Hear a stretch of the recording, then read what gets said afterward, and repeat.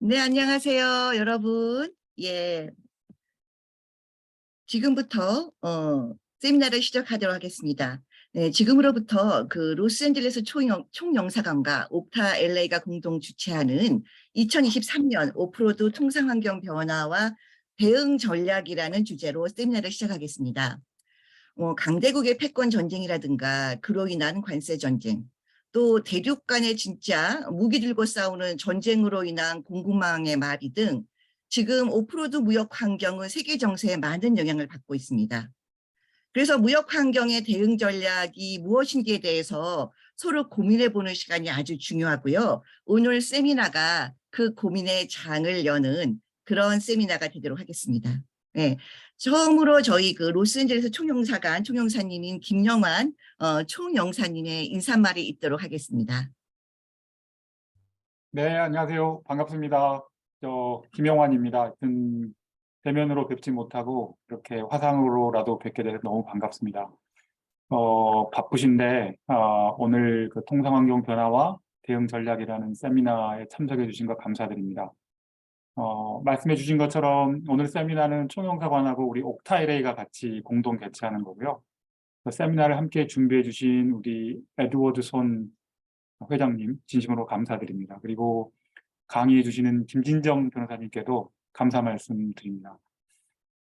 제가 잘은 모르겠지만 제가 경제 원론을 대학 때 배울 때 우리 원화 가치가 하락하면 가격 경쟁력이 높아져서 우리 수출이 늘어난다고 배웠습니다. 근데 요즘엔 좀 아닌 것 같습니다. 그러니까 아마 우리가 원자재를 사오고 또 우리가 갖고 있는 중간재 수출 그 구조, 또 우리 주력 상품인 반도체라든지 자동차, 디스플레이 이런 것들이 가격보다는 기술 경쟁력 시장에 있어서 그런 것 같습니다.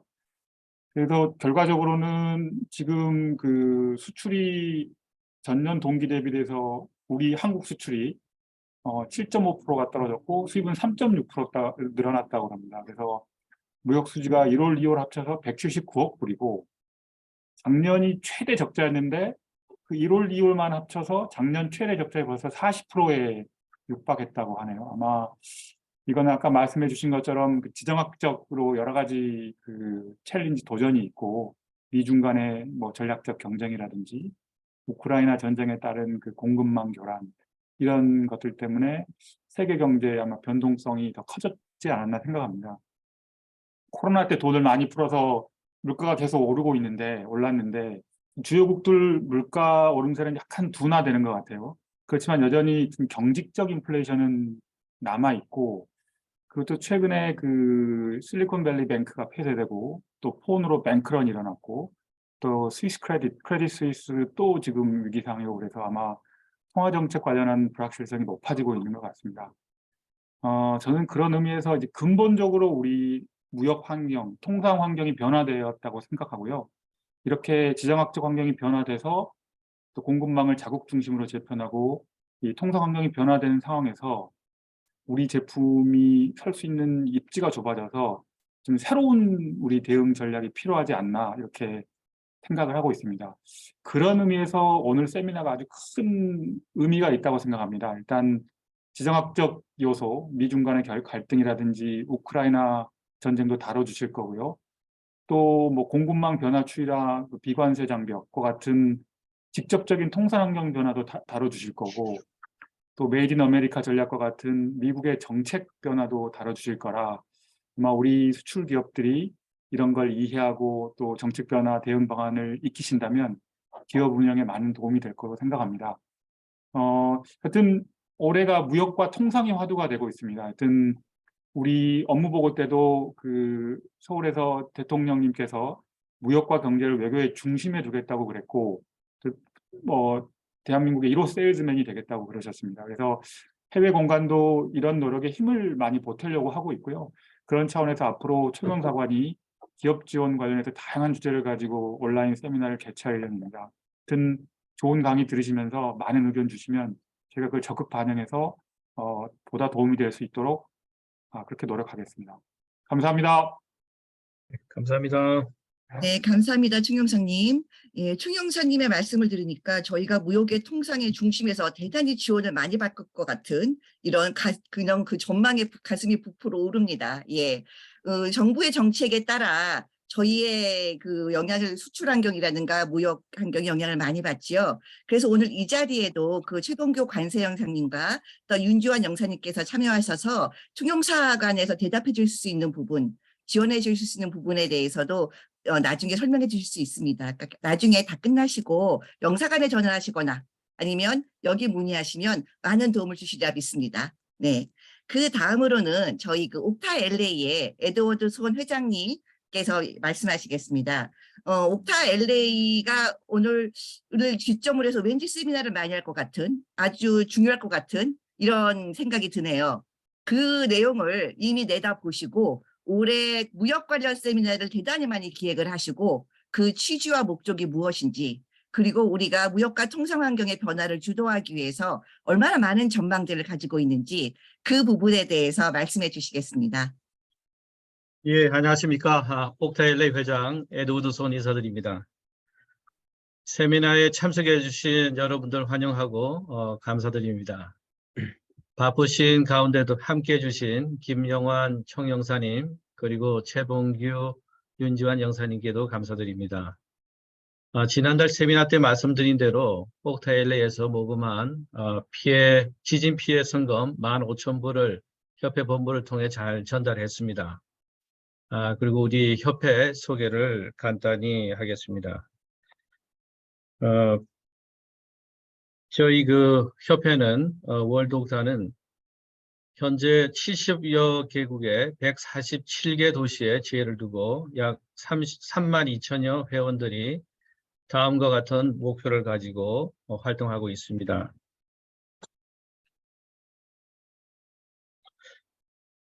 설립 목적이 세계 속에 하나 되는 한민족 네트워크, 더 높은 성장 글로벌 파트너, 글로벌 네트워크 월드옥타라는 슬로건을 가지고 첫 번째 목표, 모국의 경제 발전과 무역 정진 및 해외 시장 진출에 기여하고 두 번째로 회원 상호 간의 친선 도모와 네트워크 강화 및 정보 교류에 힘쓰고 세 번째로 범세계적 한민족 경제 공동체로 추진하여 민족 경제 공영권을 구현함을 실천하고 있습니다.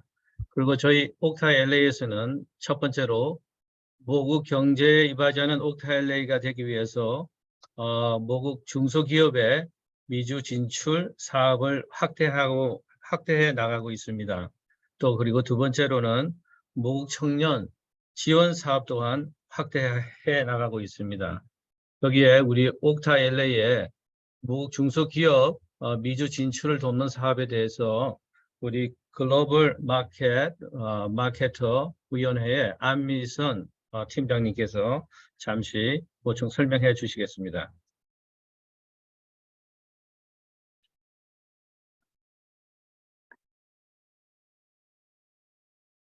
네, 안녕하세요. 올독타가 하고 있는 사업이 여러 가지가 있습니다.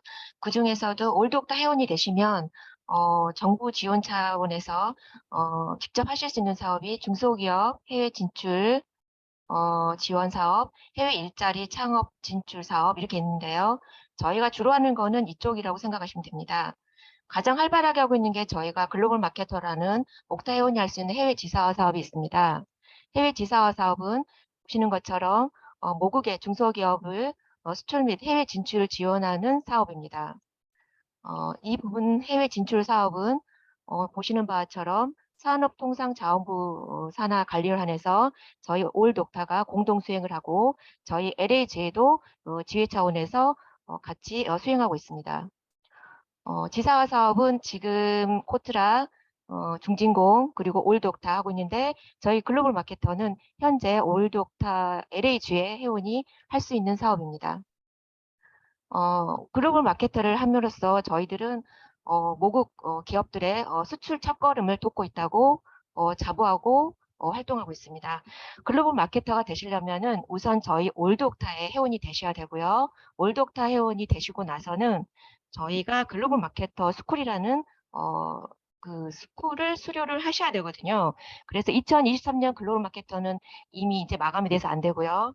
저희가 2024년 글로벌 마케터를 또 모집합니다. 올드옥타 LAG에서요. 그래서 저희가 오는 4월에 회원 가입 승인이 있는 이사회가 있고요. 회원이 되시면 글로벌 마케터 스쿨을 수료하실 수 있기 때문에 관심 있는 분들은 저희 올드옥타 LAG 회원으로 가입 신청을 해주시면 되겠습니다. 이상입니다. 예, 감사합니다. 지금 아까 좀 전에 총영사님께서 말씀하신 그 환율에 대한 부분도 잘 짚어주셨고, 그다음에 또 무역의 또 필수 조건인 그 물류 현황도 상당히 중요합니다. 더 중요한 것은 경제 상황이겠죠. 아마 이번 여름철 지나면서 조금 나아진다 그러니까 좀 기대를 하고 있는데, 지난번에 큰 문제가 됐던 물류 현황은 현재 미국 컨테이너 수입 물량은 팬데믹 이전 2019년 수준으로 회귀했다고 얘기를 하고 있습니다.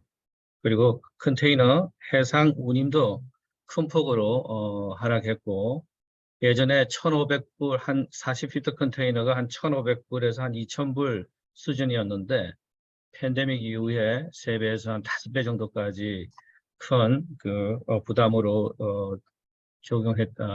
문제가 있어서 그 수출에 큰 피해가 있었었는데요.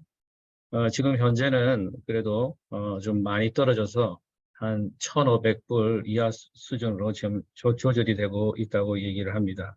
특히 추락 및 항공 운임도 하락해서 도움이 되는 것 같고, 그리고 또 물류업계 전반적으로 조금 슬로한 이런 부분에 있어서 여러 가지 그 통관 문제 이런 부분들도 원활하게 지금 잘 진행이 되고 있다고 합니다.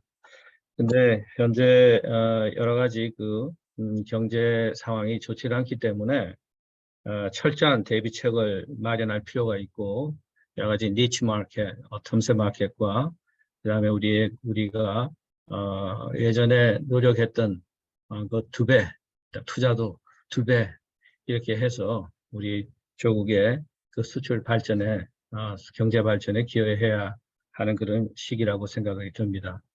앞으로 여러분들께서 그 옥타-LA 그리고 그 로스앤젤레스 그 총영사관과 공동 주최하는 무역 스쿨 시리즈 세미나들을 많이 기대해 주시고 계속해서 여러분들께 공지해 나가도록 하겠습니다. 오늘 이벤트를 준비하시는데 너무 수고해 주신 본의협회 세미나 위원장님, 김진정 변호사님과 소연옥 부위원장님께 감사드리고, 그리고 또 홍보하는 데 도움을 주신 총영사관 관계자분들에게도 감사의 말씀을 드립니다. 좋은 시간 되시기를 기대합니다. 감사합니다. 네, 감사합니다, 회장님. 예, 마케팅하는 곳은 많지만 글로벌 마케터가 있는 곳은 옥타뿐입니다. 그리고 무역 환경의 변화에 따라서 발빠른 정보를 얻는 것이 저희의 성공을 좌우하기도 합니다. 그러면 어디서 발빠른 정보를 얻느냐, 어디서 정보의 네트워킹을 열 수 있느냐, 예, 바로 옥타에서 열 수 있습니다. 그 부분을 얘기하셨고요. 나중에 저희 옥타 회원 가입 관심 있으신 분은 문의해 주시기 바랍니다. 예, 다음으로는 이제 오늘의 주제인 메인 강사님인 저희 옥타 LA의 고문 변호사인 김진정 변호사님을 모시겠습니다. 김진성 변호사님은 오늘 저희 플라이어를 보셨지 모르겠지만 하나의 주제만도 머리가 아픈 이 주제를 4개를 혼자서 일사천리로 하실 수 있다라는 것으로 모든 소개가 다 끝날 것 같습니다. 많은 저희 2023년은 디테일에 강해야 되지 않겠습니까? 그래서 오피셔널 소개를 좀 드리도록 하겠습니다. 김진정 변호사님은 현재 법무부인 ACI 로그룹 대표 변호사이시고요. 무역, 관세, 해상법 및 노동법과 관련하여 오랫동안 무역, 물류회사 및 다국적 기업들을 위한 법률 자문을 해오셨고, 코트라, 수협 등 한국 정부 기관 및 다수의 한국 대기업 미주법인의 고문 변호사 역할을 하셨습니다. 현재 포린 트레이드 어소시에이션의 이사시고요. LA 총영사관의 경제 자문위원으로 봉사하고 계십니다. 특히 미 관세청, 식약청, 노동청 등 미 정부기관 관련하여 도움이 필요한 한국 회사들을 위해 1000케이스 이상 해결하신 경험이 있으십니다. 최종 학력은 미시간 주립대 법과대학을 졸업하셨네요. 자, 그러면 오늘의 그 폭넓은 주제를 재밌고 다양하게 다뤄주실 저희 김진정 고문 변호사님 모시겠습니다. 안녕하십니까. 김진정 변호사입니다. 제가 화면을 보면서 시간이 많이 지나갔기 때문에 바로 본론으로 들어가도록 하겠습니다. 오늘은 이 제목을 아까 우리 시작할 때 우리 총영사님께서 경제 전반으로 좀 짧게 잘 짚어주셨고, 또 물류에 관해서는 또 우리 손 회장님이 잘 짚어주셨는데, 이 오프로드, 말하면 비포장 도로를 달린다는 그런 느낌으로 우리는 하루를 살고 있는 것 같아요. 그래서 제가 제목을 오프로드 무역 환경이라는 제목을 붙였는데, 하나씩 우리가 보도록 하겠습니다. 그래서 뭐 오늘 미중 패권 전쟁에 관한 얘기를 조금 하고, 그리고 비관세 장벽에 대한 이해를 좀 설명을 드리고, 우크라이나 전쟁에 관한 그런 변화, 특별히 메이드 인 아메리카 산업 전략에 대해서 좀 설명을 드리겠습니다. 전반적으로 제가 이 제목을 잡고 설명을 드린 이유는 이 번피한 이 지금 현재 경제 상황에서 우리 기업들이 어떻게 서바이벌을 할 수 있을까, 그런 문제들을 우리가 좀 고민을 해보겠습니다. 오늘 이렇게 너무 뭐라 그럴까, 저기를 세미나를 이렇게 너무 좀 포멀하게 하지 않고 될 수 있으면 좀 약간 좀 편하게 해보려고 그러는데요. 그래서 제가 이 패널 분들을 이렇게 모셨습니다. 그 중간에 질문도 해주셔도 좋고, 또 우리 총영사님은 이런 유엔에서 근무하실 때 이런 서플라이 체인 시큐리티 이런 부분을 굉장히 전문가시로 제가 알고 계시고, 또 우리 관세 부분은 또 우리 최봉규 영사님께서도 전문가신 걸 알고 있고, 또 우리 다른 분들도 여기 회장님이나 또 우리 또 윤 영사님도 다 경제 분야에 많은 지식을 가지고 계시는 분이기 때문에 제가 뭐 이렇게 경제에 대해서 너무 딥하게 얘기하는 건 아닌 것 같습니다만은, 그래도 요새 다 뭐 이렇게 하루하루가 이게 너무나 뉴스 속에서 살기 때문에 우리가 이런 것을, 경제 문제를 피해갈 수가 없겠죠.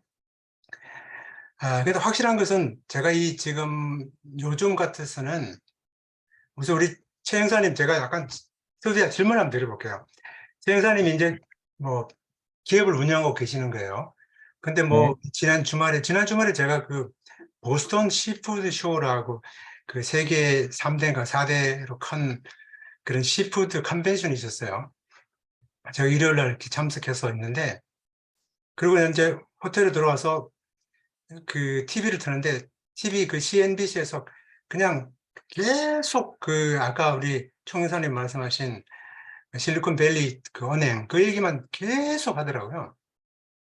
그래서 뭔가 이게 또 뭐 2008년처럼 난리 나는 거 아닌가, 그런 걱정도 되고 사실 상당히 좀 드렸는데, 이런 상황에서 우리 명사님이 기업을 운영한다 그러면, 금년에 2023년도에 내가 뭐 재고를 좀 많이 가져가야 되나?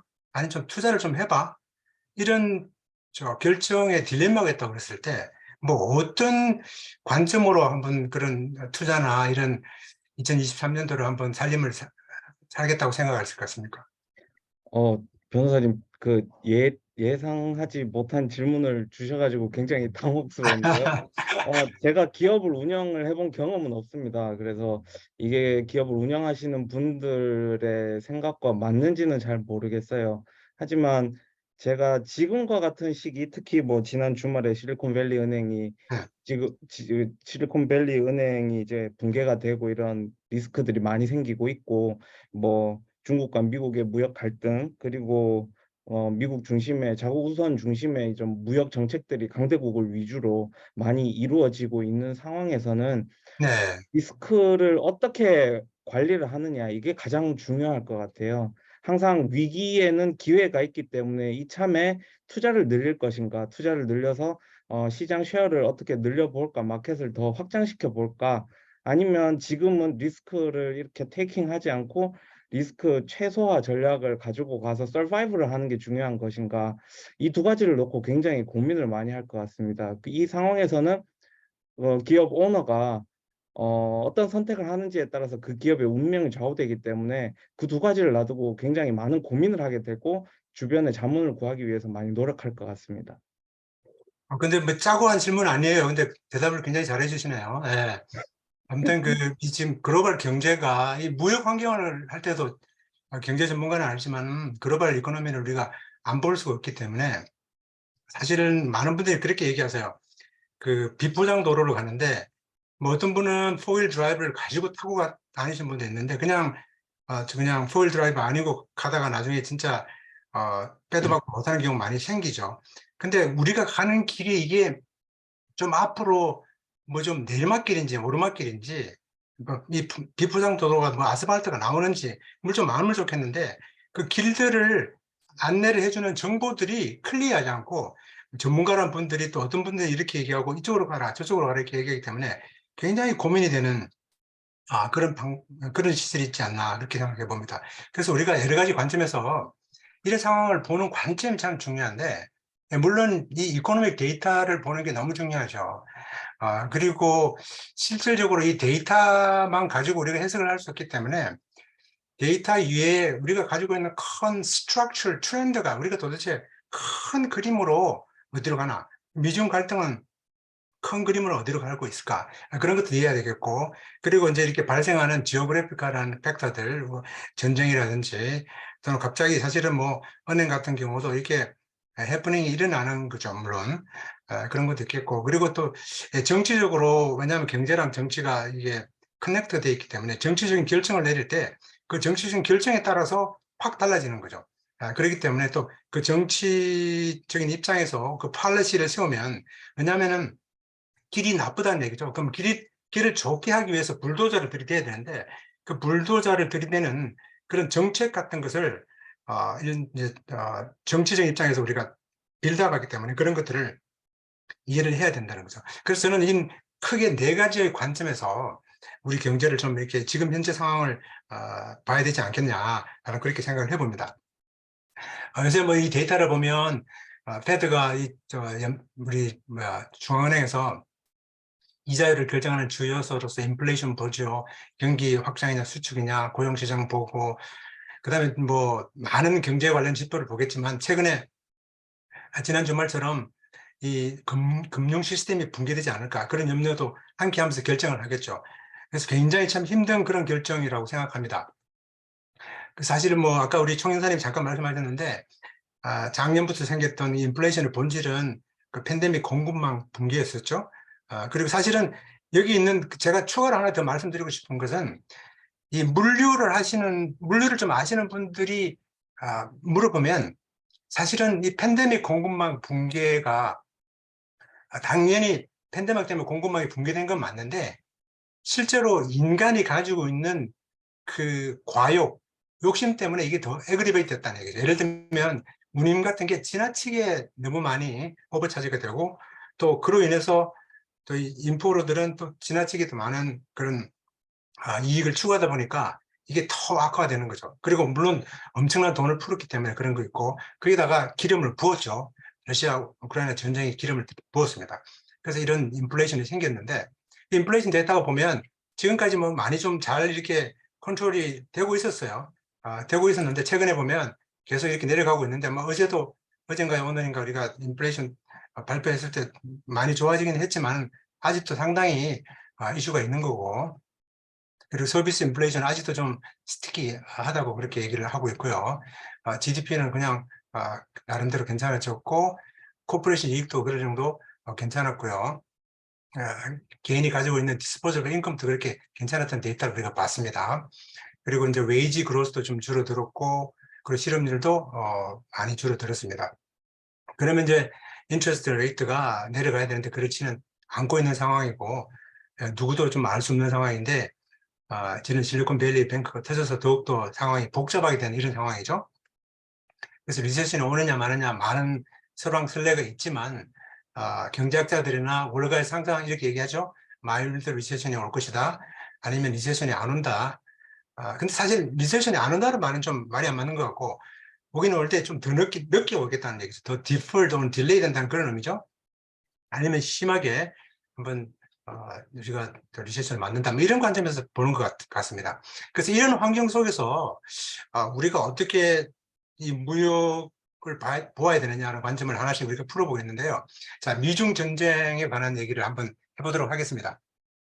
제가 이 미중 패권 전쟁 얘기는 2017년도에 그 트럼프 대통령이 취임하기 전에서부터 제가 옥타에서나 또는 기타에서나 제가 많이 여러 번 그 스피치를 해 왔었는데요. 그 트럼프 대통령이 당선되기 전에 그 주요 공약 가운데 하나가 중국 때리기였었습니다. 그죠? 그래서 그 당시에 트럼프 대통령이 취임하면서 그 선거 공약대로 중국을 때렸습니다. 그렇게 내세운 이유가 이거였죠. 2004년도쯤에 80빌리언 정도밖에 안 되던 무역 적자가 그 당시에 취임할 당시 375 정도 됐었어요. 빌리언. 엄청나죠? 그리고 뭐 unfair practice, 미국 기업들 차별 대우하고 기술 이전 강요하고 굉장한 그 지재권 진짜 마음대로 그 어뷰스하고 이런 것들에서 미국 기업들이 엄청나게 손해를 봤기 때문에 소위 말하는 무역 전쟁을 트럼프 대통령이 시작했다고 볼 수 있습니다. 자, 이런 관점에서 시작을 했는데요. 그래서 이런 불공정 거래 위안화 가치 조작했고 뭐 지식재산권 이런 것들 이런 걸로 인해서 시작했는데, 실제로 그러나 약간 좀 정치적인 관점에서 보면 이 미국이 중국이 도전하는 패권 도전에 방어를 하고 있다는 그런 입장이죠. 중국이 너무 빨리 그리고 많이 성장을 했죠. 2017년도 당시에 GDP 한 70%였고요. 군비를 미국이 한 3분의 1 정도 썼습니다. 그리고 이 중국 시진핑이 가지고 있던 이 중국몽이 패권 국가인 미국에 도전하는 그런 모습을 보였고, 이전에 한번 일본이 1980년도에 미국 GDP의 40%를 따라올 때 그 프라자 협약으로 하면 일본이 한번 박살난 뒤에 그 이후에 일본은 영원히 회복을 못했던 그런 경험들을 우리가 다 기억을 하고 있는데요. 그래서 이런 패권 도전 방어들을 해왔다는 거죠. 자, 이렇게 쭉 해왔는 것이 20년 히스토리를 한번 보면 중국이 2001년도에 WTO에 가입을 하죠. 그 당시 중국을 보면 약간 꽃길을 걸었습니다. 왜냐하면 2001년도에 WTO에 가입하고 올림픽을 하고 시진핑이 취임을 하고 1대1로 하고, 그렇게 소위 말하는 중국이 아주 정말 그 두 자리 성장을 하는 동안에 미국의 입장에서는 보면 이 9/11 테러가 발생하고 리먼 브라더스 경험을 하고 아주 힘든 상황에서 트럼프 대통령이 취임해서 관세를 인상하기 시작합니다. 관세를 시작하는데, 자, 미국 행정부가 이 불공정하게 내가 수입당했다라고 그렇게 했을 때는 그 무역 상대국에다가 보복을 하는 조치가 있는데, 그 보복하는 조치, 그 법적인 방법들이 한 12가지가 있습니다. 12가지가 있는데 그 중에 하나를 몇 가지를 꺼냈는데, 세이프가드나 그 중에 하나가 이 301조입니다. 301조가 아직도 해결이 되지 않고 있는데, 301조가 2017년도 8월 14일에 대통령이 행정명령을 내리게 되죠. 행정명령을 내려서 중국 관세를 먹입니다. 리스트 1, 2, 3, 4로 나누어 가지고 순차별로 어마어마한 관세를 때립니다. 그러나 에버리지로 한 25% 정도 관세를 때리게 되는 거죠. 자, 중국에서 오는 관세들이 일반적으로 높아요. 예를 들면 스웨덴 같은 경우는 32%인데 32% 플러스 25%니까 거의 50%가 넘어가는 아주 고액 관세를 트럼프 대통령이 부과를 했습니다. 그러니까 뭐 상당히 좀 난리가 났었죠. 그래서 무역 전쟁이다, 무역 분쟁이다, 그런 표현을 쓰게 됐습니다. 그렇게 했는데 이제 트럼프 대통령이 그 마지막 해에 합의를 해서 1차 미중 합의를 합니다. 합의를 하고 난 다음에 이제 나름대로 정리를 했죠. 근데 이제 트럼프 대통령이 이제 퇴임을 하고 바이든 대통령이 들어오면서 전쟁의 형태가 약간 더 변했습니다. 계속 장기전으로 되고 있는 건 확실한데, 트럼프 대통령 때는 이 관세에다 포커스를 맞췄던 관세 전쟁이었다고 생각할 수 있다면, 이 바이든 행정부에서는 더욱더 더 테크니컬한 기술 전쟁으로 상황이 좀 바뀌어가고 있다고 볼 수가 있겠고요. 그리고 또 이 가치 전쟁이라는 표현을 쓸 수 있는데, 자본주의와 공산주의의 어떤 그런 어떤 그 힘겨루기, 그런 느낌이 있고, 또 어떤 분들은 이 신냉전이라는 표현을 이렇게 하고 있습니다. 자, 이렇게 해서 제가 한번 저 우리 이번에 윤 영사님한테 한번 저 질문을 드려볼게요. 윤 영사님. 그 지금 이 중국이랑 이런 분쟁이 지금 이렇게 계속되고 있잖아요. 영사님이 보시기에 이게 뭐 제가 어떤 한국 정부의 공식 입장은 묻는 건 아니고 그냥 개인적으로 영사님 생각하실 때 이 중국 무역 전쟁이라고 합시다. 이 전쟁이 언제쯤 끝날 것 같습니까? 네, 저는 개인적인 의견을 말씀드리면, 네. 저 개인적으로는 중국하고 미국 간에 이렇게 무역 전쟁은 서로에게 피해가 되기 때문에 오래 가면 안 된다고 생각을 하는데, 네. 제가 여러 뭐 학자나 아니면 언론인들을 만나봤는데, 이제 미국의 기업인들 같은 경우는 이 무역 전쟁이 빨리 끝났으면 하는 바람을 갖고 있지만, 그 관료나 아니면 학자들은 미국의 정치적인 의지가 굉장히 강하기 때문에 이게 일시적인 변화가 아니라 결국 디커플링이 상당히 아주 진지하고 구조적인 변화가 돼서 네. 기업인들이 이런 흐름에 적응할 필요가 있을 거라는 얘기를 많이 했어요. 그래서 아, 제가 볼 때는 네. 그런 측면도 많이 어? 고려를 해야 될 것 같다는 생각이 좀 듭니다. 네. 아, 감사합니다. 아, 이게 절대 짠 질문이 아니에요. 근데 상당히 대답을 잘해 주셨습니다. 실질적으로 이제 많은 분들이 두 개의 경제 블록으로 간다 이런 얘기를 하고 있고, 디커플링이라는 말을 많이 쓰고 있습니다. 그리고 상당히 좀 어떤 뭐 심하게 얘기하는 분들이 많이 있죠. 그리고 누구 한 사람은 져야 된다는 얘기죠. 그런 컨셉으로 많이 보시고 있고, 탈국제화라는 그런 컨셉도 많이 나오고 있고, 또 이렇게 하고 있는데, 아까 하신 말씀 중에서 디카플링이라는 말씀을 하셨는데, 이게 사실은 양국이 다 서로가 필요한 그런 관계인데, 지금 불가항력적으로 정치적으로 돌이키기가 좀 힘든 그런 상황에 나와 있죠. 그래서 사실은 이런 바이든 입장에서는 이번에 팬데믹을 겪어보고, 야, 이거 미국에서 만드는 제품들이 야, 이렇게 없어가지고 우리가 견뎌낼 수 있겠냐라는 생각을 많이 하게 된 거죠. 그렇게 해서 리쇼어링을 우리가 중국에 의존하면 안 되겠다는 그런 마인드를 많이 하고 있고, 또 프렌드 쇼어링이라는 단어를 써서 야, 우리 우방국끼리는 최소한 우리 정말 그 스플라이 체인을 공급해야 되겠다. 그런 관점을 가지게 됐죠. 자, 이런 디카플링에 대한 이슈가 나와 있고, 자, 그럼에도 불구하고 바이든 대통령은 이렇게 얘기합니다. No new Cold War라는 얘기를 하고 있고, 그리고 US is not seeking decoupling from China 이렇게 얘기하고 있죠. 상당히 맞는 말인데, 근데 실질적으로 보면 바이든 딱 2022년도에만 자, 3월 달부터 보면 칩4 동맹이라 그래서 한국, 미국, 일본, 대만 이 네 나라가 뭐 반도체를 거의 세계 반도체를 대부분 점유하고 있으니까 동맹을 했죠. 그리고 인도 패시픽 이코노믹 프레임워크라 그래서 이게 경제적인 그런 단체를 만들었죠. 대만하고 무역 이니시티브를 잡아서 중국에 상당히 좀 불편하게 만들었죠. 핵심 광물 안보 파트너십을 만들었죠. 그리고 위구르 강제 노동 방지법을 만들어 갖고 중국 제품들을 제한하는 아주 거절하는 그런 제도를 만들었고, 이런 반도체 과학법 이것도 만들어 가지고 보조금을 지급하고, 그래 보조금을 줄 테니 대중국 투자는 하지 마라. 중국의 손을 떼라. 뭐 이런 입장이죠. 그리고 이제 인플레이션 리덕션 액트도 이것도 사실은 중국을 배제한다는 관점에서 보면 이게 상당히 또 일리가 있습니다. 물론 이 바이든 대통령이 아주 오래된 정말 이런 정치 구단이기 때문에 이 제목을 인플레이션 리덕션 액트라고 붙였는데, 사실은 이게 인플레이션보다는 돈 쓰는 사실은 법안이죠. 어떤 의미에서는 이런 자국의 일자리 창출 뭐 이런 컨셉이죠. 사실은. 그리고 상무부에서는 엑스포트 컨트롤을 해서 이 중국으로 중요 부품들 수출을 못하게 만들고, 10월 12일에는 백악관에서 국가안보 전략을 만드는데 결국은 중국을 도전국가, 즉 우리 패권에 도전하는, 우리가 꼭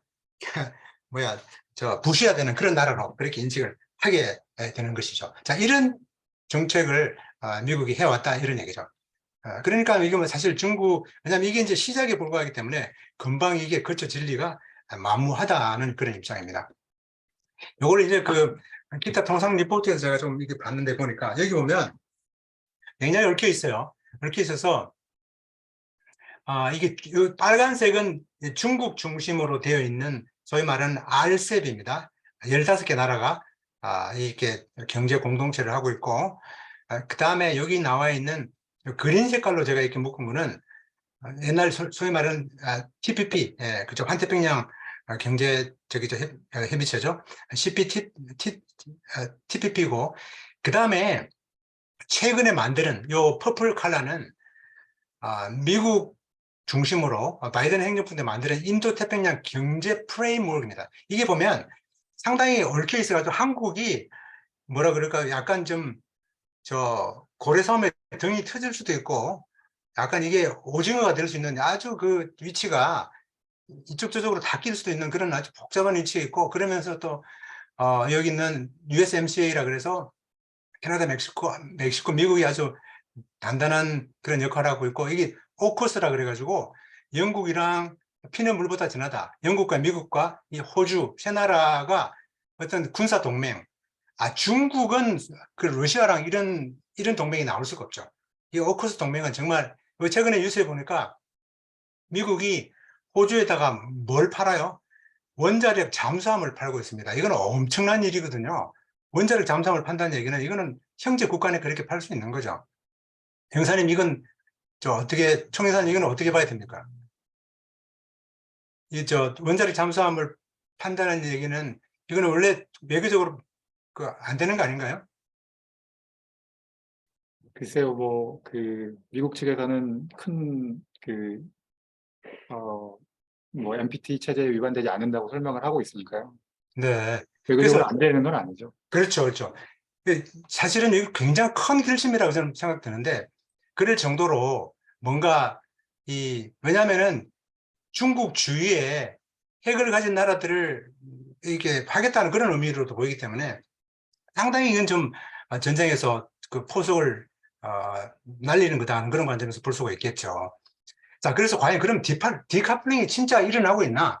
그걸 우리가 굉장히 좀 봐야 되는데, 제가 아까 이게 우리 사태를 분석하는 방법을 첫 번째 데이터를 보고, 그리고 큰 그림의 스트럭처를, 트렌드를 봐야 되고, 그런 다음에 어떤 폴리티컬한 관점이라든지 그런 팔레시를 봐야 된다는 말씀을 제가 잠깐 드렸는데, 이 데이터를 한번 보면 이 디카플링 하는 데이터가 참 재밌습니다. 트럼프 you go your way, 시진핑 you go my way, 뭐 이런 식인데, 실제로 데이터를 한번 보면 이게 중국으로부터 미국으로 들어오는 수입 양입니다. 왜냐하면 사실 제가 수출을 뺐어요. 별 의미가 없는 게 수입이 크고 대부분의 경제는 미국 수입 양에 따라 결정되기 때문에 제가 수입 양을 봤는데 2022년 한 해 동안요, 레코드를 기록합니다. 이 보면 전체적으로 2010년간 이렇게 기록을 보면, 물론 여기 2017년도에 트럼프 대통령이 무역 전쟁을 일으켰을 때 그 다음에는 오히려 더 올라갔습니다. 무역이 수입량이 더 올라갔죠. 그러다가 물론 이제 그 고관세가 사실은 2018년도 이후에 영향을 받았기 때문에 이렇게 떨어졌죠. 그러다가 팬데믹 한번 들이맞고 많이 떨어졌습니다. 그죠? 근데 다시 올라갔죠. 근데 요거를 이 그래프를요, 지금 여기서 제공하는 이 데이터를 보면 이 트렌드를 보면 이렇게 올라가요. 이렇게. 그러니까 디카플링이라고 말을 하는데 실제로 볼륨은 더 커진다는 거죠. 이 트렌드가. 아까 제가 말씀드린 스트럭처럴 트렌드는 디카플링이 아니다라고 보여주는 거죠. 그래서 굉장히 의미가 있는 건데, 그래서 우리가 이 비즈니스를 결정할 때 이런 관점을 되게 봐야 된다는 얘기고, 자, 그 다음에 그러면은 요거를 약간 좀 더 익스텐드 해갖고 25년 그래프를 보면 거의 뭐 그냥 잠깐 범피했을 뿐이지 그냥 이렇게 계속 우상향 하는 겁니다. 그죠? 자, 그 다음에 엑스포트를 보면 이것도 임포트를 크게 다르지 않아요. 그냥 아주 이쁘게 그냥 우상향을 하고 있는 거죠.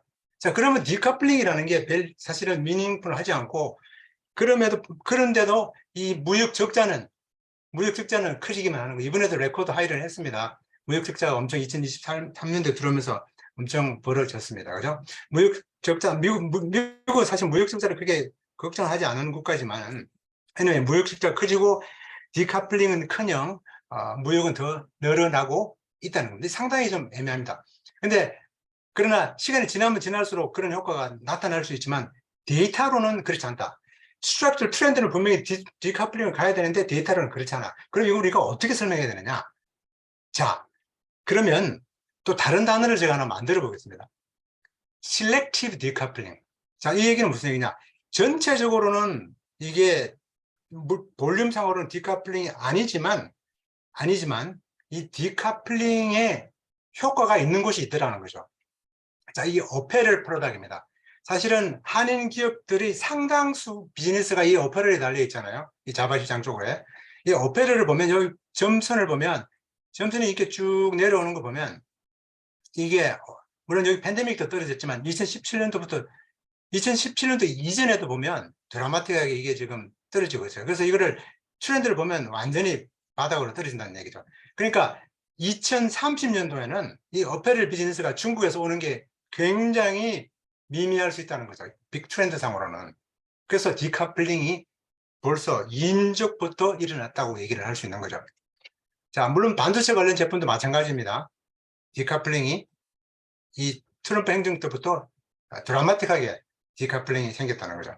그래서 우리가 어떻게 데이터를 볼 때, 전체적으로 아직은 디커플링이 아니지만 일부 이런 카테고리얼 그런 프로덕트에서는 상당히 디커플링이 일어나고 있구나. 그러면 우리가 정책을 세울 때, 전략을 세울 때, 거기에 맞게 전체적으로 물동량에 관한 것은 우리가 예를 들면 장비를 구입할 때 줄일 필요는 없지만은 특정 구역에 대한 장비는 과감하게 줄여야 된다. 그런 얘기가 나올 수 있다는 거죠. 이 끝이 잘 보이지가 않습니다. 아까 우리 윤 영사님이 굉장히 좋은 말씀을 하셨는데, 좋은 관점을 얘기하셨는데, 디커플링을 없애고 싶어도 이 미국 정치인들이 이 표를 받으려면 중국을 때려줘야 돼요. 왜냐? 중국을 혐오하는 레이시오가 엄청나게 높아졌습니다. 엄청나게 높아졌어요. more than 75%. 굉장히 공화민주 할 것들이 양쪽 다 굉장히 중국을 혐오해야만 정치적으로 설바이벌 할 수 있는 그런 관점이 있고, 미국 우위가 확신이 들어야지 예를 들면 중국이랑 더 중국에다 오픈할 수 있는 그런 입장이 되겠죠. 근데 지금은 그렇지가 않다는 그런 얘기죠. 그리고 굉장히 생각보다 장기전일 수 있다. 이런 것이 이 미중 패권 전쟁을 우리 기업들이 보아야 될 관점이 아닌가라고 이렇게 생각을 해봅니다. 자, 그 다음에 좀 제가 이제 부분적으로 디커플링이 일어나고 있는데, 그럼 우리가 중국이랑 비즈니스 안 하면 우리가 어떻게 할 것인가?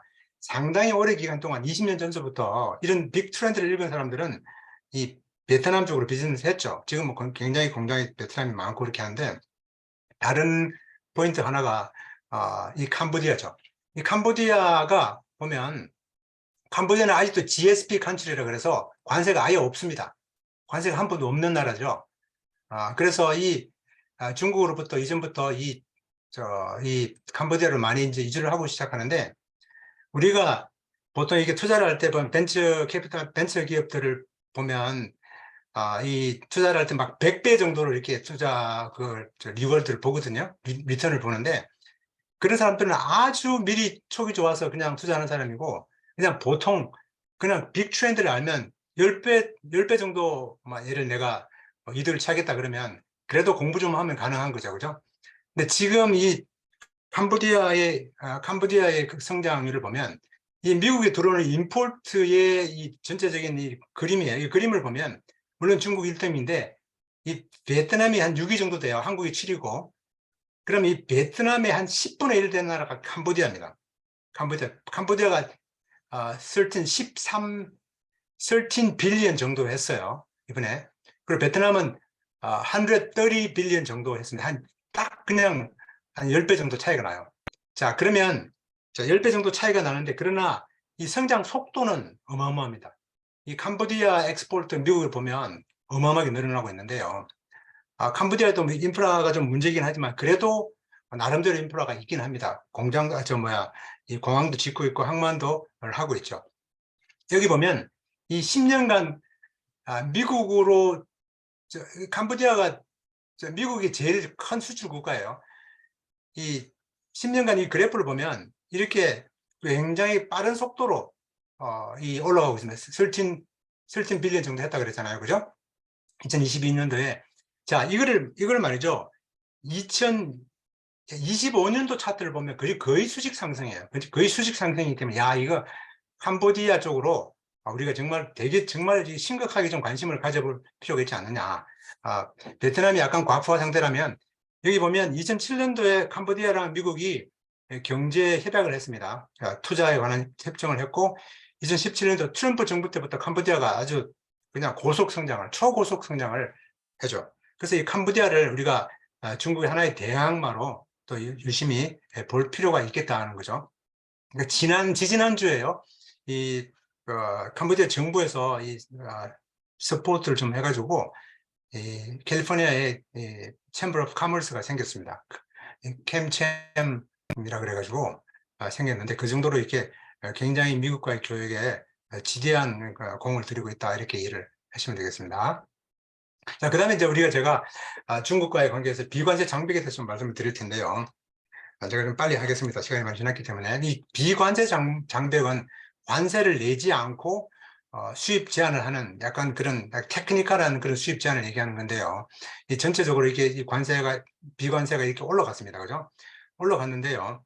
이거를 이제 일반적으로 우리가 관세는 이렇게 전반적으로 이렇게 다운그레이드예요. 전 세계 평균 관세가 3% 정도밖에 되지 않기 때문에 관세는 내려오는데 이 비관세는 계속 비관세 장벽은 올라간다. 즉 그 얘기는 무슨 얘기냐? 관세는 내려왔지만 still 미국이나 어떤 나라를 수출할 때 이 장벽이 점점 더 어떤 어려움이 있을 수 있다. 그런 얘기를 하는 거죠. 자, 그런 관점에서 우리가 좀 보겠는데요. 이 비관세 장벽이 여러 가지가 있는데 뭐 잘 아는 엔타이 덤핑이라든지 이런 식품 관련 식품 안전 현대화법이라든지 엑스포트 컨트롤 그리고 뭐 제가 몇 가지만 좀 소개를 해보겠습니다. 지금 이런 어패류를 수입할 때 제한하는 것들, 그리고 forced labor 아까 설명드렸고, 그리고 시푸드를 수입할 때 보고하는 그런 시스템이 있어요. 그 보고가 안 되면 수입을 못하는 거죠.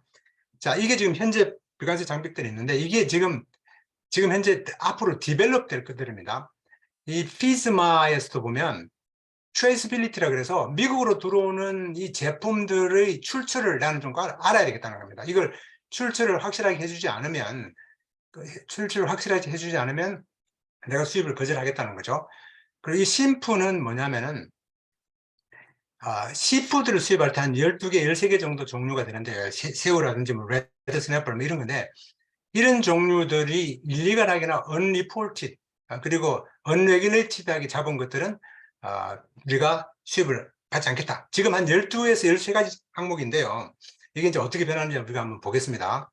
그리고 트레이드 레머디, 우회 조사를 심하게 하고 있고 원산지 연결 공정에 관한 조사들을 비관세 장벽으로 우리가 좀 공부를 좀 해야 되는데 요 말이 약간 좀 어려울 수 있는데 제가 한번 설명을 드려보겠습니다.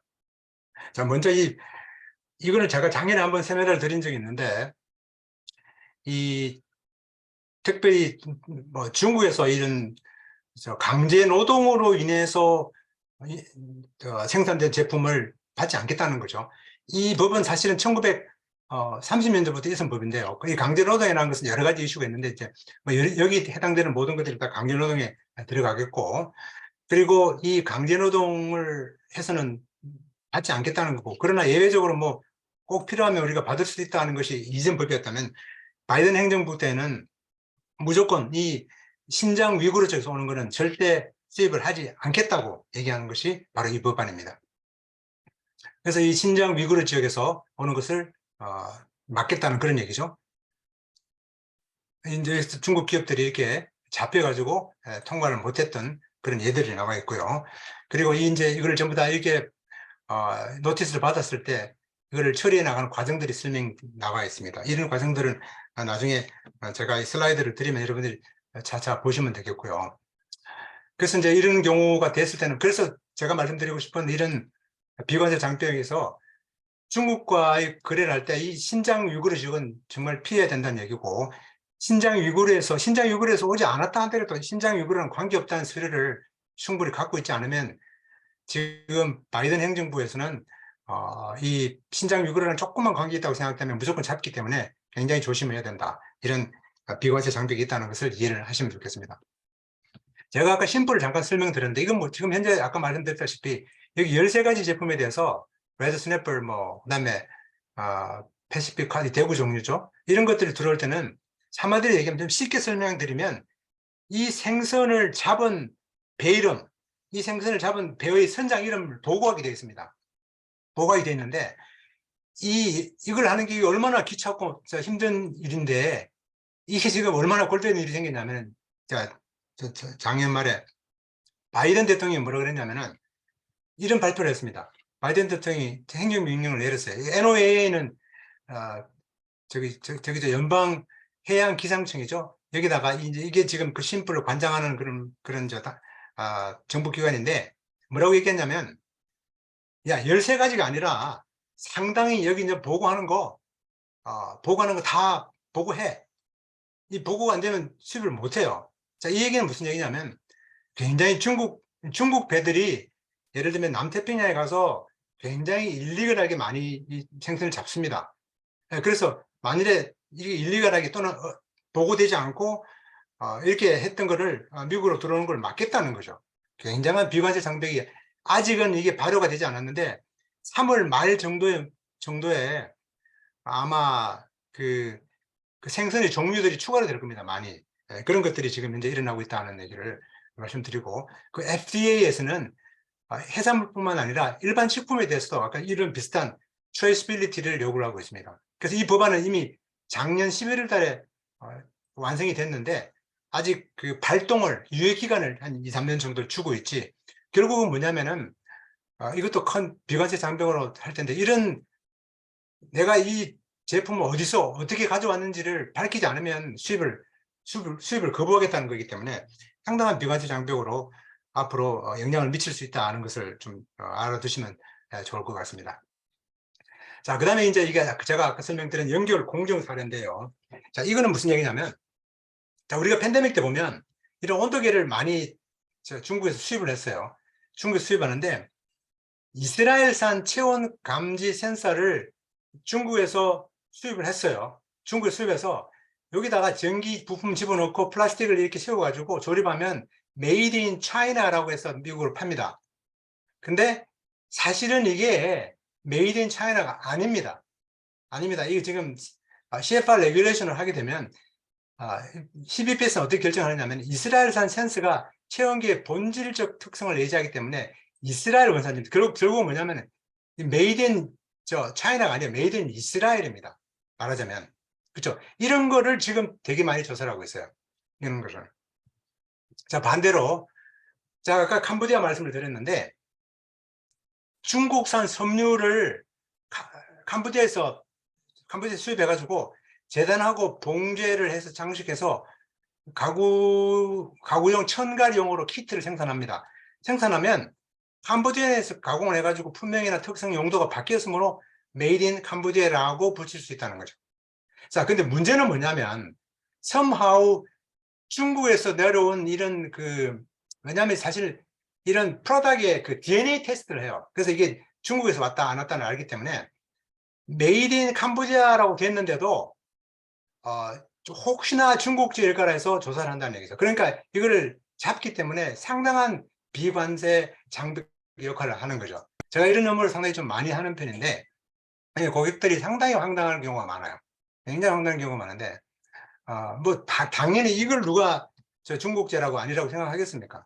그러니까 수입하는 그런 고객들이나 이런 인포들은 이건 아예 생각을 안 하는 그런 근데 갑자기 튀어나오는 거죠.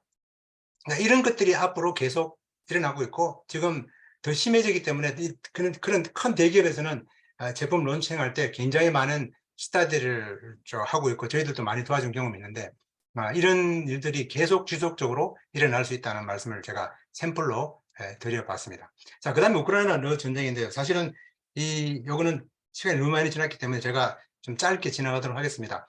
제가 이 우크라이나 러시아 전쟁에 관한 물류에 관한 칼럼은 이 KMI라고 한국해양수산원인가요? 거기에 제가 칼럼으로 좀 약간 정기적으로 제가 쿼럴리 기재를 했는데 거기 보면 좀 상세하게 나와 있습니다. 그걸 한번 참고로 하시면 KMI에 있는 그 저널에 보면 나와 있으니까 제가 간단하게 말씀드리면 이것도 이전에 한번 드린 슬라이드인데 푸틴이 뭐 옵션이 있겠죠? 우크라이나를 완전히 병합하고 끝낸다. 이거는 이제 물 건너간 것 같아요. 일 안 일어날 것 같고 일부 지역을 병합 후에 평화협정을 하자는 게 이게 러시아의 바람이었는데 이것도 잘 안 되는 것 같습니다. 확대 전쟁하는 것도 상당히 망설이고 있는 거죠.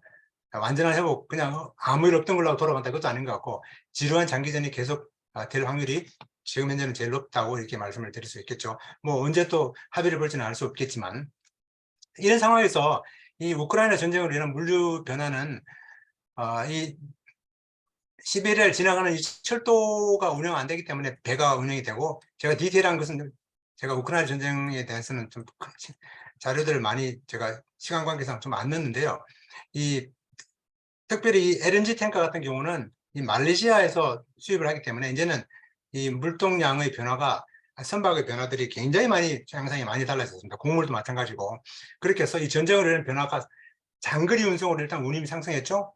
그 유가 폭등으로 인한 인플레이션 유발했죠. 자, 이 인플레이션 유발하면서 금리 상승이 돼가지고 선박 금융 환경이 악화됐습니다. 자, 그 얘기는 뭐냐면은 선박을 짓는 데 또 문제가 생길 수 있다 이런 얘기고, 라우딩 변화가 심각하게 일어나고 있어서, 근데 선박 종류에 따라서 좀 희비가 좀 엇갈리는데요. 벌크선이나 탱크선이나 컨테이너선이나 LNG 배에 따라서 다 자기들이 그런 이익이 좀 차이가 난다. 그런 관점을 좀 이해를 하시면 큰 그림을 그리는데 도움이 되지 않겠나 생각을 해보겠습니다. 자, 시간이 많이 지났기 때문에 제가 지금 6시인데요. 제가 한 10분 정도 더 하도록 하겠습니다. 좀 약간 제가 좀 늦게 시작했기 때문에. 자, 메이드 인 아메리카 산업 전략인데요. 바이든 행정부에 들어가서 이 팬데믹을 지나면서 이것도 우리 뭐 늦었지만 우리 최 영사님한테 한번 질문 드려볼까요? 영사님 계시죠? 네. 이 리쇼링이라는 게, 이것도 제가 미리 드린 질문은 아니에요. 이 리쇼링이라는 게 이게 어떤 컨셉이죠? 그 공급망에서 이전에 자유무역이 뭐 미중 이렇게 무역 갈등이 있고 하기 전에는 네, 공급망이 세계적으로 굉장히 복잡했잖아요. 그렇죠, 그렇죠. 노동력이나 원료나 글로벌, 이런 걸 그죠? 네. 원리 싸게 공급할 수 있는 나라에 진출을 해서 공장을 세워서 물품들을 공급을 받고 했었는데, 이 리쇼어링은 다시 해외에 나갔던 기업들이 네. 미국으로 돌아오는 걸 의미하는 걸로 알고 있습니다. 네, 맞습니다. 자, 그러면 바이든 행정부에서 리쇼링을 이렇게 이렇게 강조하고 미국 기업들도 리쇼링이 필요하다고 느꼈던 그런 이유가 뭘까요? 이제 뭐 공급망이 붕괴되고 지금처럼 불확실성이 높아지니까 그렇죠. 자국 내에서 생산하는 게 안정적이다. 뭐 이런 판단이 있었지 않을까 그렇죠. 싶습니다. 맞습니다. 네. 팬데믹 때 보니까, 미국에 보니까 화장지도 하나 제대로 못 만들고 없고, 뭐 반도체 못 만들고, 뭐 미국에서 만드는 게 별로 없다는 걸 느끼게 된 거죠. 굉장히 깝깝했다, 그죠, 우리가? 그래서, 이건 아니다. 미국 경제, 시큐리티에 치명적 영향 미치는 제품 우리가 못 만들면 안 된다는 거죠. 말씀 잘해주셨는데, 그렇게 해서 이제 미국 기업들도 이 서베이를 조사를 해보니까 미국 기업들이 거의 한 90% 정도가 리쇼링 한번 해볼까라는 생각을 해봤대요. 이제 인식 변화가 크게 변했다는 얘기고, 뭐 애플도 앞으로 뭐 핸드폰을 미국에서 만들겠다 그런 말도 들리는데, 이제 이거랑 더불어서 바이든이 돈을 어마어마하게 여기다가 퍼붓습니다. 그래서 US Bipartisan Infrastructure 그런 법안이 있죠. 칩, 이거 반도체 과학법, 그리고 인플레이션 리덕션 액트라든지, 결국은 말씀하신 대로 안전한 공급망 확보를 하고 리쇼링을 통해서, 그리고 돈 줄 테니 중국은 투자하지 말라는 거죠. 이런 컨셉으로 메이드 인 아메리카 전략을 세웠는데, 이 메이드 인 아메리카 전략에 대한 질문을 제가 좀 많이 받는, 특별히 한국에 있는 대기업으로부터 제가 많은 질문을 받고 하는데요. 이 메이드 인 아메리카는요, 컨트리 오브 오리진이랑 혼돈하시면 안 됩니다. 이 컨트리 오브 오리진은 뭐냐면은, 이거는 원산지 규정인데요. 이 컨트리 오브 오리진은 관세를 부과할 때, 즉 국경을 통과할 때, 이게 아까 제가 말씀드렸던 이게 뭐 이스라엘산이야 중국산이야 라고 물어보는 겁니다. 그럼 이스라엘산이면 이스라엘산에 관세를 매기고, 중국산이면 중국산에 대한 관세를 매기는 거죠. 이게 컨트리 오브 오리진이에요. 자, 이 법안은 관세법입니다. 관세법. 이게 굉장히 좀 잘 들으셔야 돼요. 이게 관세법인데, 이 메이드 인 아메리카는요, 이건 토탈이 다른 컨셉이에요. 이 메이드 인 아메리카는 이미 국경을 통해서 들어온 제품인데 바깥에다가 메이드 인 아메리카를 붙일 수 있느냐 마느냐입니다. 또는 정부 조달 사업, 즉 정부에서 내가 물건을 미국에 들어와 있는 물건을 사는데 이게 컨트리 오브 오리진은 차이나지만 실제로 메이드 인 아메리카가 될 수가 있어요. 바이스 불사도 될 수 있고. 그래서 이게 약간 혼동이 될 수 있는데 이해를 잘 하셔야 되는데, 근데 바이든이 이 법안을 만들면서 메이드 인 아메리카 제품에만 혜택을 주겠다 그랬어요. 그래서 메이드 인 아메리카의 컨셉을 아는 게 매우 중요하다는 거죠. 그래서 컨트리 오브 오리지널 컨셉은 이 관세청 컨셉이고, 이 메이드 인 아메리카 컨셉은 FTC 컨셉입니다. 페더럴 트레이드 커미션 컨셉이고, 그리고 각 주마다의 컨셉이고 법원의 결정입니다. 왜 그러냐? 이 메이드 인 아메리카를 한번 보면, 제가 아까 관세는 컨트리 오브 오리진, 내국세는 메이드 인 아메리카라고 그랬죠. 메이드 인 아메리카의 컨셉은 뭐냐면은, 메이드 인 아메리카는 the product must be all or virtually all made in USA. virtually made in USA는 해야 made in America라는 거죠. 자, 다시 한번 설명해 보겠습니다. 즉, 옛날에 이런 적이 있었습니다. 청바지를 캘리포니아에서 청바지 만드는 회사가 여기다가 뒤에다가 made in America라고 하면요, 이게 굉장히 잘 팔리거든요. 근데 소송을 했습니다. 이게 어떻게 made in America냐? 라고 해서 소송을 해서, 야, 메이드 인 아메리카에서 내가 100불을 줬는데 알고 보니까, 야, 뭐, 그냥 멕시코에서 가져와갖고 봉지하고 다 했는데 그게 무슨 메이드 인 아메리카냐? 라고 해서 소송이 난 적이 있었는데, 결국은 데피니션이 이게 아주 애매합니다. all virtually, 뭐 거의 뭐 미국에서 만들었다는 얘기잖아요. 그러면 이제 이걸 수치화를 한다 그러면, 퀀티파이를 한다 그러면, 이 청바지를 만드는데 들어간 돈이 도대체 전체 생산 원가에 어느 정도인가? 라는 컨셉이죠. 이 코스트가 얼마 들어갔느냐 하는 컨셉입니다. 그죠? 그러니까 다른 말하면 how far removed from any foreign content죠. 자, 그런 컨셉으로 이해를 하셔야 되고, 파이널 프로덕트에 얼마만큼 substantially 미국 컨텐츠가 있느냐 그런 문제인데, 이게 아주 오래된 법이에요. 1930년도 법입니다. 이 미국에서 만드는 제품들이 전부 다 메이드 인 아메리카를 붙일 필요가 없습니다. 근데 메이드 인 아메리카라고 붙여야 되는 룰이 있어요. 어떤 룰이냐? 텍스타일, 울, 펄, 이런 오토모빌 같은 경우는 반드시 메이드 인 USA라고 미국에서 만들었으면 붙여야 됩니다. 그렇죠? 자, 예를 들면 미국에서 만들었는데 제품이 멕시코 제품이 있었다 그러면은 made in USA with some components assembled in Mexico 이렇게 표기해야 마땅한 거죠. 그렇지 않고 그냥 made in USA 하면은 소송을 당하는 거죠. 왜? made in USA에서 내가 100불 줬는데 알고 보니까 멕시칸 컴포넌트가 있더라.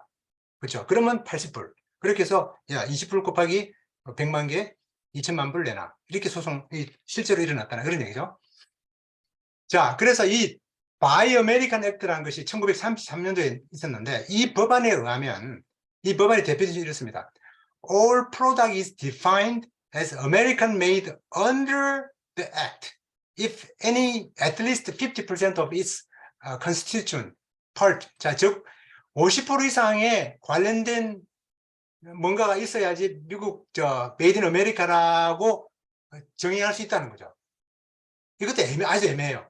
그러니까 각 주마다 그 소송 붙으면 판사가 결정하는 거죠. 판례에 따라서 지금까지 이 메이드 인 아메리카 결정됐다는 거죠. 콜트에서 결정됐다는 겁니다. 이게 뭐 코드가 아니라. 근데 재밌는 프로포즐이 하나 나왔어요. 1999년도에 여러분 이걸 보면 놀라실 거예요. 제가 지금 이 75라는 단어가 굉장히 의미가 있습니다. 나중에 한번 보세요. 이 1996년도에 페더럴 트레이드 커미션에서 프로포즈를 냈습니다. 법제화를 하려고 75% 코스트가 들어가면 우리 메이드 인 아메리카로 합시다 라고 프로포즈를 냈습니다. 그러면은 substantially transform, 즉 실질적 변형이 일어났다라고 생각을 간주를 해준다는 거죠. 자, 그렇게 했는데 이 새로 나온 이 바이든 행정부에 나온 바이 아메리카 법안에 보면은 어떻게 이걸 정의하냐면은 2022년도까지 55%라는 수치를 미국에서 돈이 들어가야 메이드 인 아메리카, 즉 이런 정부에다가 이 보조금 받으려면 배터리 차저든 뭐 반도체든 간에 55% 2022년도까지 할 것 같으면 55%를 만들어야 되는 거고 2023년도까지는 60%여야 된다. 미국에서 사용되는 원가입니다. 저런 말하자면 인건비도 들어갈 수 있겠고 머티리얼 비용도 되겠죠.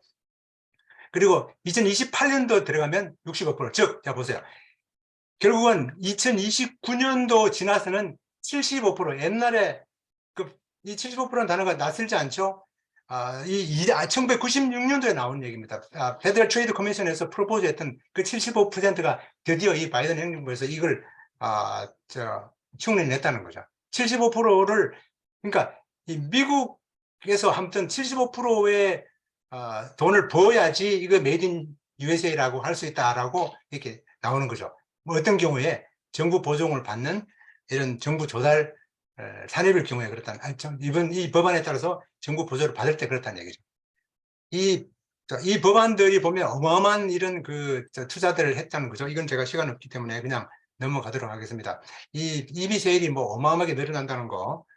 그리고 이 EV 차저도요. EV 차저도 지금 한국 회사들이 제가 최근에 잠드린 경험을 의하면 한국 회사들이 EV 차저를 굉장히 많이 만듭니다. EV 차저들이 이 비즈니스가 어마어마해요. 이게 트릴리언 비즈니스입니다. 이 EV 차저가 굉장히 좀 인트레스팅한 프로젝트인데 이 EV 차저에 관한 얘기를 IR에 대한 그런 타임라인인데 그 나중에 한번 여러분들이 다 나와 있는 거니까 보시면 되고요. 이 배터리도 보면 차이나가 이렇게 많이 투자합니다. 아까 말씀드렸는데 미국이 이렇게 기업들 투자하면 차이나가 이렇게 거의 2배나 투자를 많이 하죠. 지금은 배터리에 관해서는 차이나가 굉장히 투자를 선투자를 했죠. 자, 이런 상황인데 아까 제가 말씀드렸지만 미국도 이렇게 질세라 이렇게 많은 투자들을 하고 있습니다. 그죠? 그래서 미국 정부에서 보조금을 주면서 직접적으로 중국이랑 대항하기 위해서 이게 정말 어마어마한 돈을 붓는데 그 돈을 부으면서 정부 다 하는 얘기가 정부 보조금을 받되 중국으로는 가지 마라. 중국 투자하지 마라. 최소한 10년 이내는 뭐 이런 얘기입니다. 여기 보면 제가 좀 여러 가지 지금 아이템도 있는데 제가 배터리 차지 하나만 제가 설명드리고 마칠게요. 이 배터리 차지가 굉장히 지금 요새 핫 아이템이에요. 한국 중소기업들이 되게 많이 만들어요. 되게 많이 만들어갖고 미국이 어떻게 하든지 수출을 해보려고 그러는데 문제는 뭐냐? 미국에 있는 미국에서 만들까 멕시코에서 만들까 굉장히 고민을 많이 해요. 멕시코에 만들어서 왜냐하면 이제 처음에 그 공정 과정에 있어서 바이든 행정부에서 어떻게 얘기했냐면은 중국으로 들어온 부품은 안 돼. 그러나 우리가 프리 트레이드를 하고 있는 제품에서 정식으로 컨트리 오리진을 통과해서 그냥 제대로 돼서 들어오면 부품을 인정해 줄 수도 있어 라는 그런 컨셉입니다. 그러니까 굉장히 이중잣대를 하게 되는 거죠. 그래서 effective immediately는 이 파이널 어셈블리는 전부 다 EV 차지는 전부 다 이런 철강에 관한 건 전부 다 미국에서 만들어야 된다는 얘기가 나오고 요거는 아까 그 규정보다 조금 더 유예를 해줬습니다. 이 55%의 55%의 올 코스트를 2024년까지 유예를 해준 거죠. 배터리 차지에 관해서는. 그리고 이 EV 차지에 관해서 이 7.5빌리언에 대한 인베스트먼트를 했고 여기에 대해서 우리 이런 기업체들이 이 혜택을 받기 위해서 굉장히 많이 공부를 되게 많이 하고 있습니다. 그래서 이게 아까 그 컨트리 오리진 컨셉하고 또 이 바이 아메리칸 컨셉을 적절히 섞어서 공부를 해야 되는 그런 입장에 있죠. 이제 최근에 또 많이 나오는 그 제품 중 하나가 이 동박인데 배터리에 들어가는 소재죠. 이 소재도 보조금 수출하기 전에 보조금 지급 혜택 여부를 우리가 고민해야 되는데 그 고민하는 과정이 뭐냐면은 컨트리 오리진 문제를 먼저 해결해야 됩니다. 왜냐하면 그 제품의 원료들이 그 BOM을 그 머티리얼을 이렇게 보면 머티리얼 이 상세를 보면 굉장히 다양하게 있거든요. 그런 것들을 해서 이게 과연 미국으로 들어올 때 중국 제품으로 분류되지 않을까라는 고민을 해야 되고 또는 이런 그 USMCA 제품으로도 분류되면 굉장히 더욱더 좋겠죠. 그런 다음에 메이드 인 아메리카의 그 카테고리 안에 들어가는지를 고민을 해야 결국은 혜택을 받을 수 있다는 거죠. 자, 그래도 우리 100명이 넘는 분이 끝까지 이렇게 들어주셔서 감사드립니다. 자, 마지막입니다. 자, 이 마지막으로 제가 이제 테이크어웨이. 자, 결국은 정리를 하면 아까 우리 윤영사님 말씀하신 그대로 정치적인 문제도 있고 해서 이건 상당히 우리가 본의 아니게 장기전으로 갈 수밖에 없다. 왜? 그렇게 투자를 많이 했습니다. 왜냐하면 장기전을 하기 위해서. 그러니까 미중 관계는 굉장히 장기적인 관점에서 봐야 된다는 얘기고, 중국 대항마, 저는 캄보디아를 굉장히 리코멘드 하는데요. 제가 최근에 그 캄보디아 챔버에서 하는 미팅에 한번 가보니까 거기에 대한 열기가 굉장합니다. 그래서 이 캄보디아에 관한 저 대항마를 좀 관심을 가지시고, 이 비관세 장벽은 끊임없이 새로 나와요. 정말 제가 이 푸드 앤 드러그 애드미니스트레이션에서 나오는 FDA에서는요, 매일 새로운 룰이 하나 나오는 것 같아요. 매일. 계속 그렇게 나오고 있다는 거죠. 그리고 미국 정책의 큰 흐름을 이해하고, 디테일한 건 다 우리가 알 수 없지만, 그러나 큰 흐름을 이해하면 필요하면 전문가를 찾아서 도움을 구하면 되는 거죠. 그리고 아까 제가 설명드린 연결 공정을 고려하라. 즉, 중국제를 하더라도 그냥 불법적으로 그냥 한국제를 하면 안 되고, 굉장히 합법적으로 한국제를 할 수 있는 방법들이 굉장히 많이 있기 때문에, 이걸 우리가 조금 고급 용어로 타립 엔지니어링이라는 용어를 쓰는데, 여러 가지 방법이 있기 때문에 그런 것들을 좀 고민하시면 나중에 우리 이렇게 좀 성공적인 그런 혜택을 받을 수 있는 그런 기업을 운영을 할 수 있지 않을까라고 생각합니다. 제가 말을 좀 너무 빨리 했는데 시간이 많이 지났는데도 우리 100명이 넘는 분이 이렇게 끝까지 들어주셔서 감사를 드립니다. 우리 또 한마디씩 좋은 말씀 해주신 우리 패널들도 감사드리고, 또 손 회장님, 이하 우리 많은 분들 감사드립니다. 이것으로 마치겠습니다. 감사합니다. 예, 수고하셨습니다. 네, 감사합니다. 위원장님, 숨도 안 쉬고 얘기하신 것 같습니다. 이 많은 내용을. 예. 어쨌든 너무 감사드리고요. 지금까지 정말 100명이 넘는 분들이 다 들었을 만큼 그 중요한 내용들이 많았습니다. 참 내용이 하나하나 이해는 안 되는데 이렇게 얘기할 수 있네요.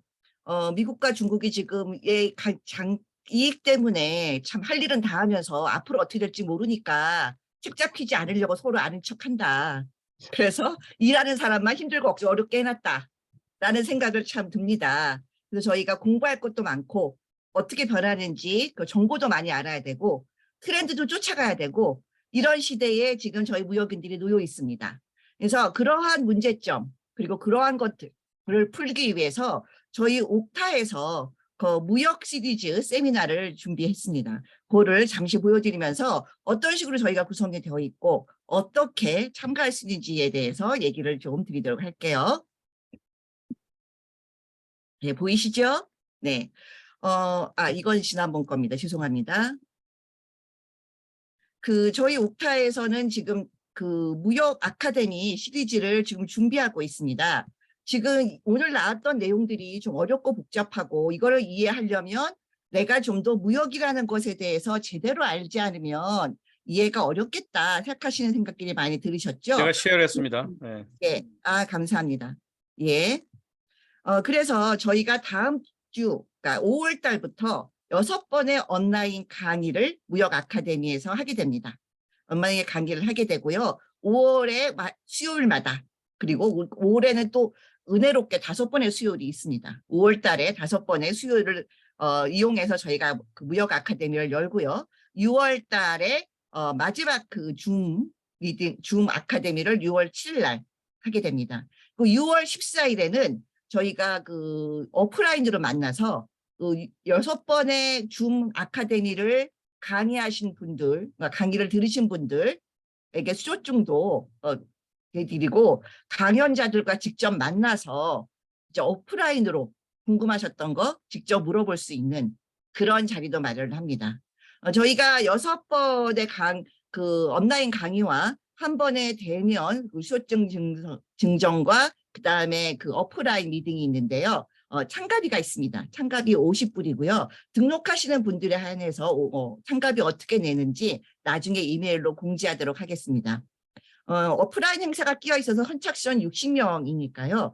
빨리빨리 등록해 주시기 바라고요. 저희가 오늘의 세미나에서도 알 수 있지만 저희가 지금의 환경과 지금의 변화, 발빠르게 움직여야지 살아남을 수 있는 시대가 바로 지금의 시대가 아닌가 합니다.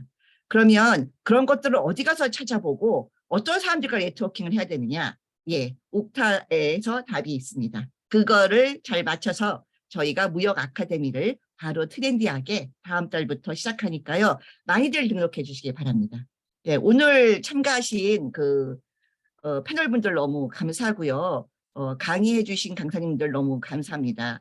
짜지 않으셨다고 하는데 뭐 이렇게 질의응답을 척척 잘하시면 다음부터 등장하시는 분들이 아주 부담스럽습니다. 그러니까 저희 얼마나 다음에 더 기대가 될지 기대감을 막 올려놓는 그런 무역 세미나의 첫 시간이라고 보고요. 참석해 주신 모든 분들과 그리고 강의해 주신 모든 분들 대단히 감사합니다. 저희는 5월 3일 날 다시 뵙도록 하겠습니다. 감사합니다. 예, 감사합니다, 아. 총영사님. 예, 감사합니다. 예, 감사합니다. 변호사님 수고하셨습니다. 네, 수고하셨습니다. 고맙습니다.